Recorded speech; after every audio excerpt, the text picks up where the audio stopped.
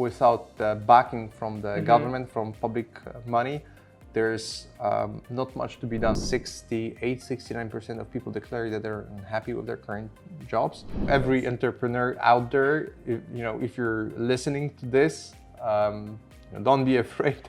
There's going to be a lot of money in the market in the near future. Welcome to this edition of Startup with Poland, where we talk to the movers and shakers of Poland's innovation ecosystem. My name is Tessa McIver, and I'm your host. Now, my guest today is Paweł Michalski, who is the founder and CEO of VC Leaders, which is the best or bestest community of VC professionals in Central and Eastern Europe and one day Europe. Now, Paweł has a really broad experience from various organizations, including, for example, Coburn Angels, the largest professional business angel club in Poland. He's also incredibly passionate about startups that create positive social impact on our world and is a venture partner at World Fund. So I'm itching to find out more from Paweł and his perspective on the lie of the land of the VC landscape. So, Paweł, wonderful to have you with us here today. Welcome to the show.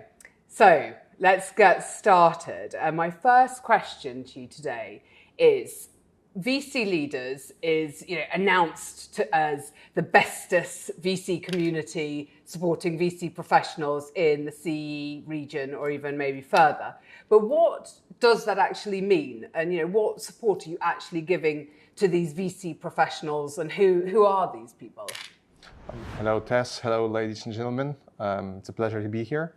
The bestest VC community, indeed. I think when we thought about positioning ourselves, and especially in the VC world, we intentionally wanted to sound a bit quirky, and thus when we speak about the community, we kind of try to use the wording that is not something that you would stumble upon or regularly in this world.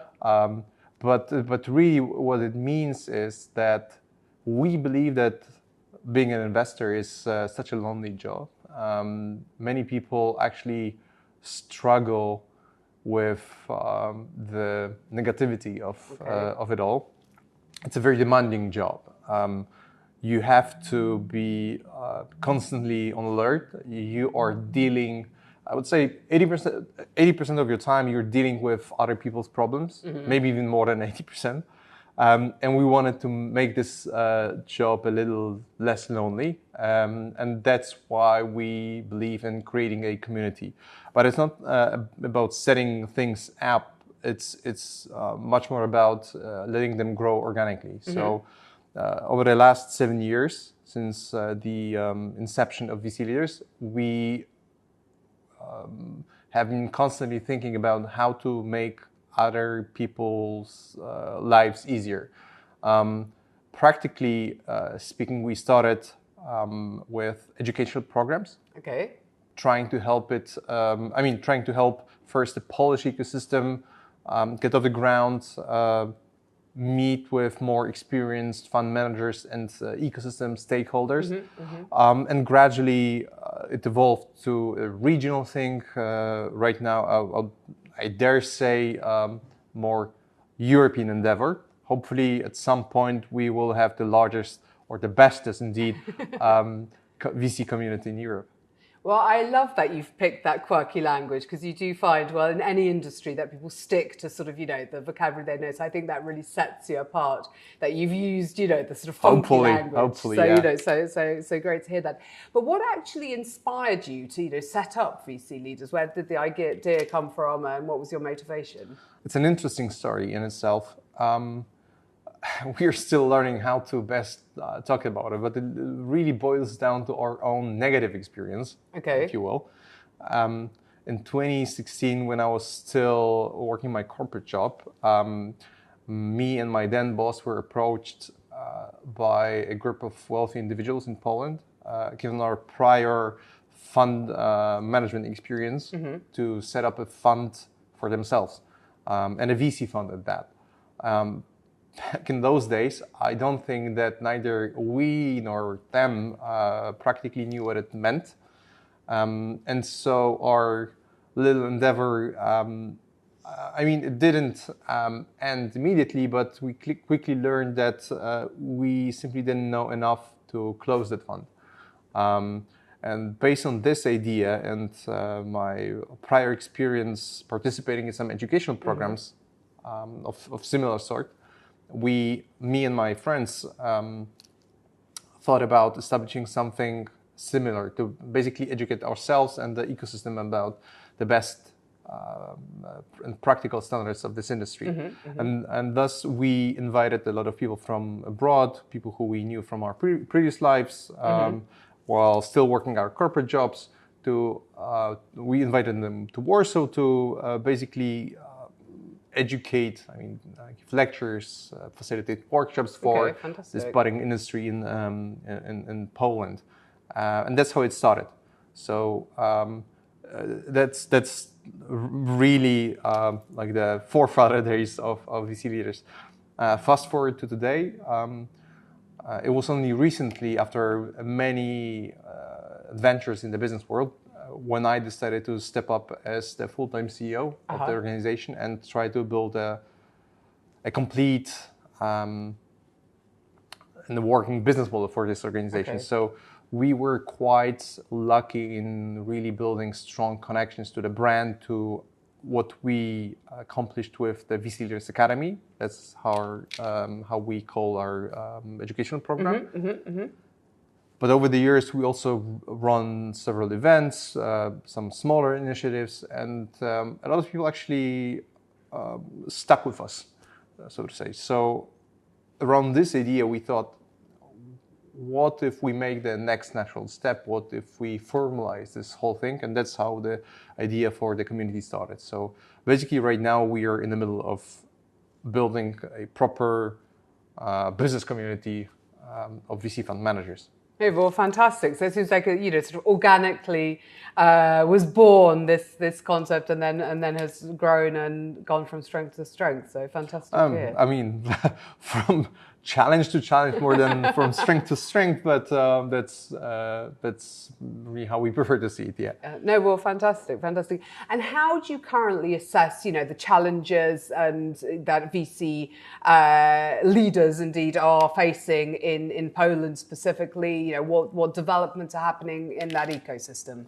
Looking back at the last better part of the decade,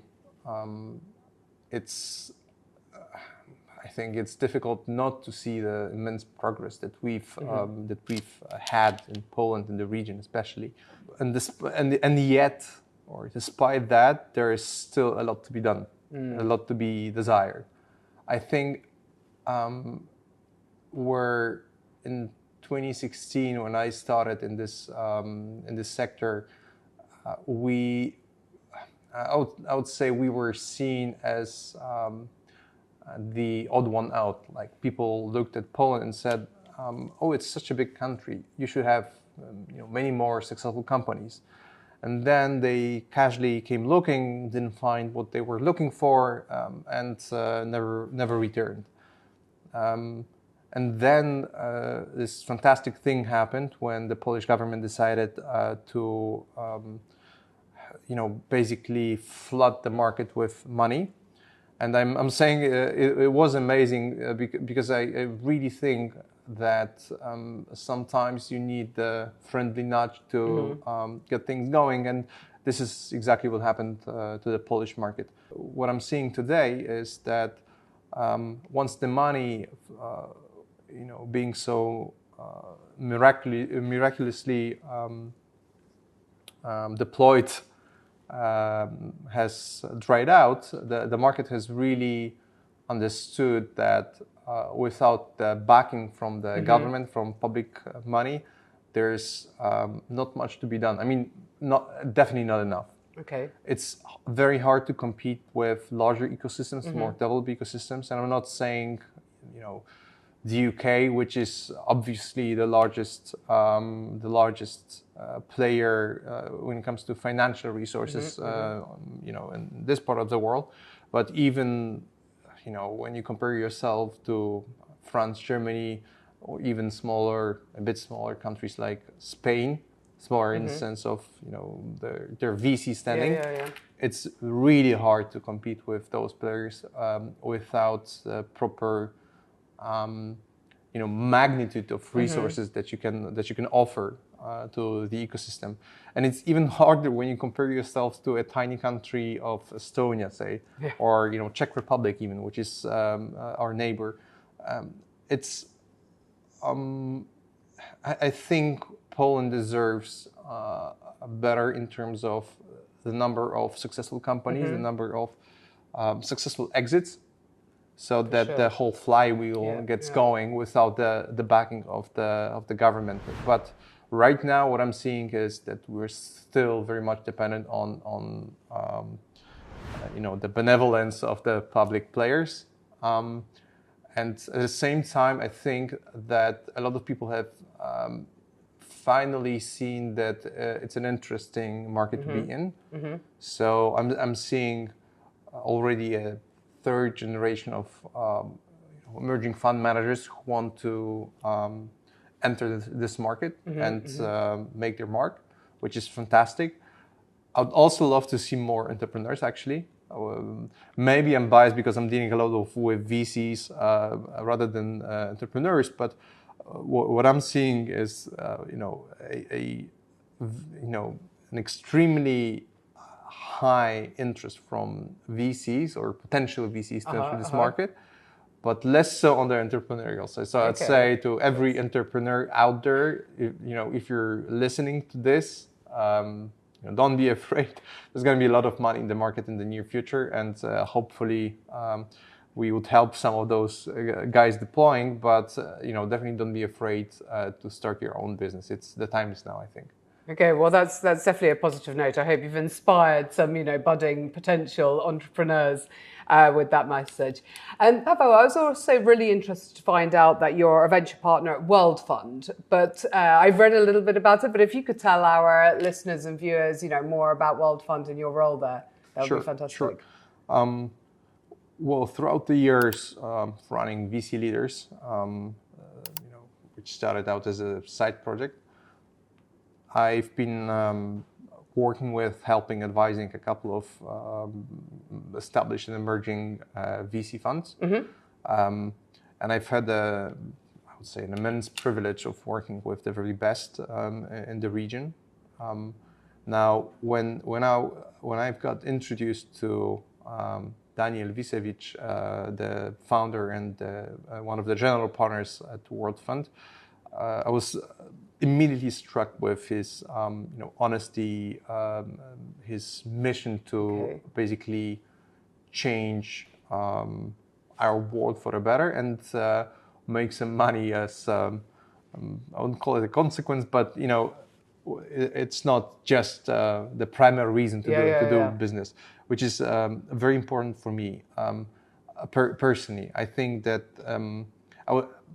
I'm a big proponent of impact investing in a sense that I do believe that if you believe in something, you should be ready to, put your money where your mouth is, exactly, and try to make it a success. Now, a lot of times, what it means to people is let me first get super rich, and then I'll think about it. I'll think about what I want to do with my money, my resources, my connections, but only after I've made it. Now, what Daniel and the team is basically doing is they're trying to make their mark or put a stamp on this thing called climate investing, where we all kind of know what's happening, but not many people actually do something about it. World Fund has a very specific fund thesis, which is we invest in very specific companies. It's not just it's not enough for you to be climate driven or climate concerned. We really require every company that the fund backs to be able to save us at least 100 megatons of CO2 equivalents a year. Okay, wow. Which is actually a very high benchmark for a lot of companies. Like when you think about it, there are certain verticals which would never achieve that. But to move the needle, you have to think big. So that's what drew me to World Fund. And when Daniel, who is originally Croatian, asked me if I wanted to be a part of it, I basically jumped on the opportunity, and here I am, mostly covering the Central Eastern Europe, trying to figure out who's the next big thing in climate change, who could actually achieve that high threshold of fantastic CO2 savings. Fantastic. Well, I think there's nothing but thumbs up to that mission, and well done for also having that indeed mentality of like, actually I want to make the impact from day one, as opposed to, as you said, I'll make my money and then maybe I'll give some to a charity or what have you, which of course is honourable too. But by all means, I just think that a lot of people would be better off if they started to think about that earlier.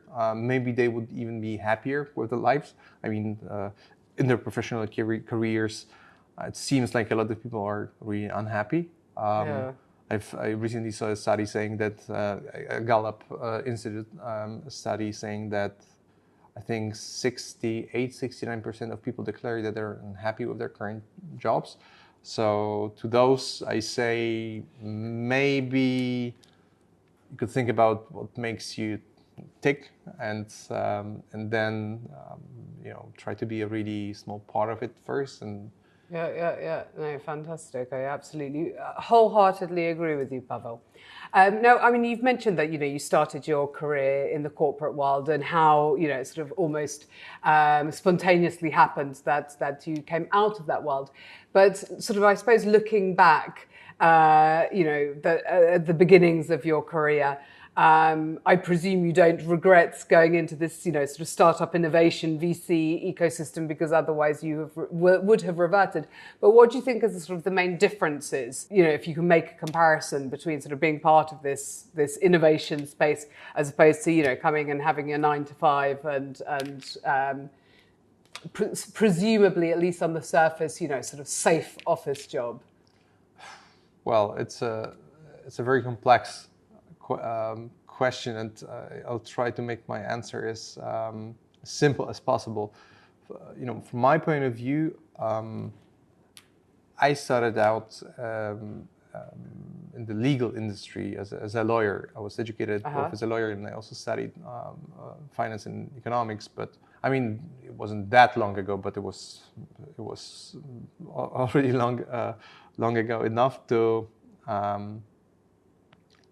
have some sort of a perspective. But to a lot of people, having a certain job profile kind of immediately meant that they mean something. Like, to a lot of law students, I remember that very vividly. Like, a lot of people from the first day, they were attending class in full suit, and basically the whole persona. I mean, a persona, if you will, but the whole demeanor of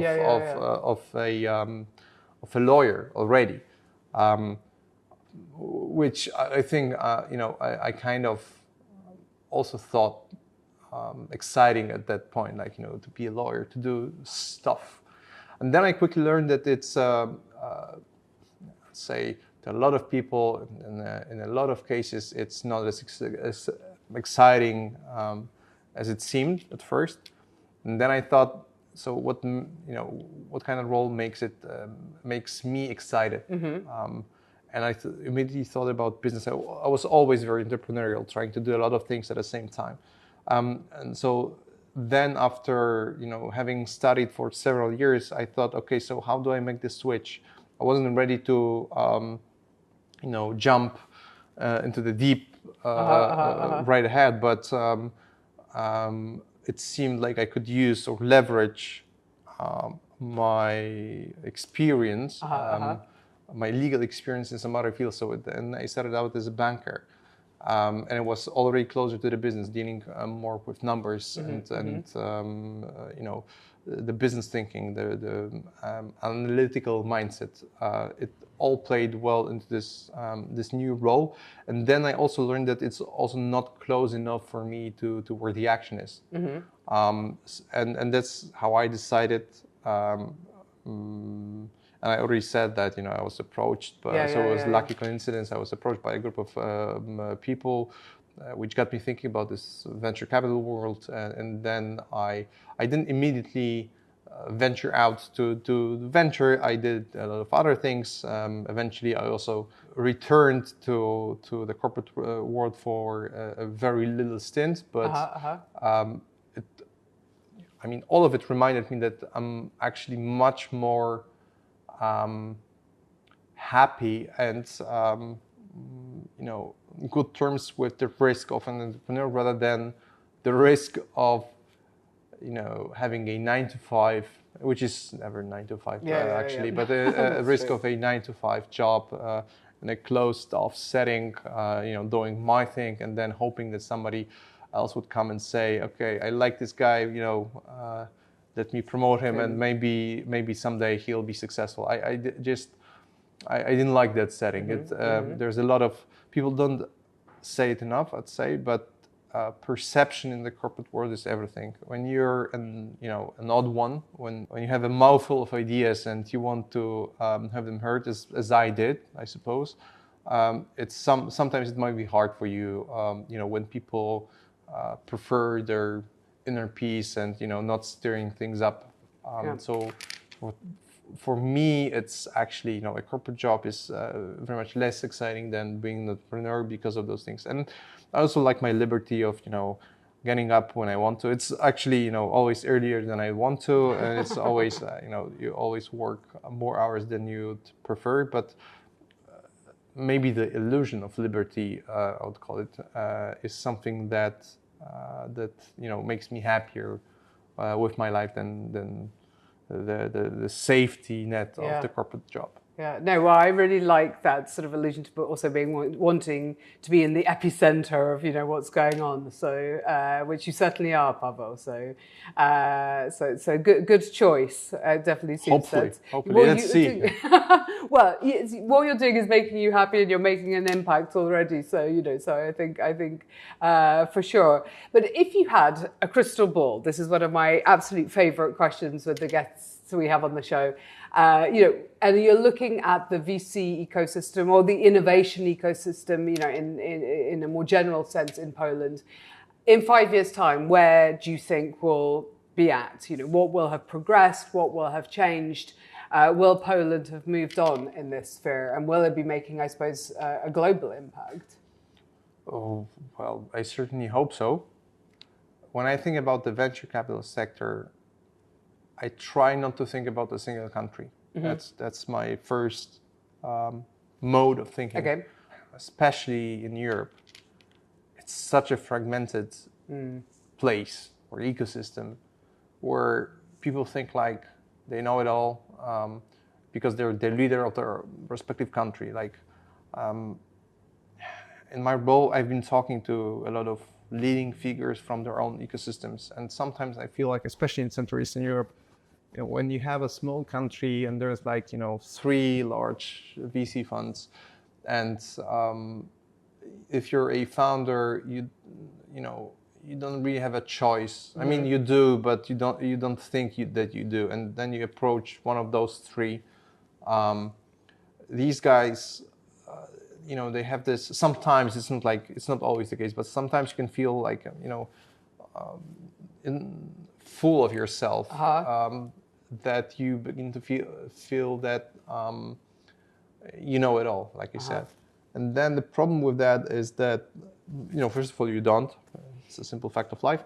But secondly, you kind of stop progressing as an organization. So I only hope that in 5 years' time, a lot of people in here, especially the ones that will be super successful, because I really do think that some of the existing fund managers will become rich eventually by backing the exciting opportunities in here, that they will remain humble and hungry. Okay. Which I think for a prolonged success in this sector is super crucial. I saw a lot of people who, once they've made not even a lot of money, but some money, they start to think too much of themselves, and then they start, not only preaching their gospel but also believing in it. It's a very risky, slippery path. It's a slippery slope, because sometimes you kind of forget where you started, and you kind of think that the successes of the companies that you've backed are your own successes, and then you start giving people advice about how to achieve that, whereas you were not the one to make the calls. Most probably you weren't really. So people stop detaching themselves from what they really do as investors and what people who they actually back do. So I think staying humble and staying hungry are the key. two most important things that I would love to see in the crystal ball that you've mentioned. But realistically speaking, looking 5 years back, 5 years is a very long time. It is. It's a very long time. People underestimate what they could achieve in the 5 years' time.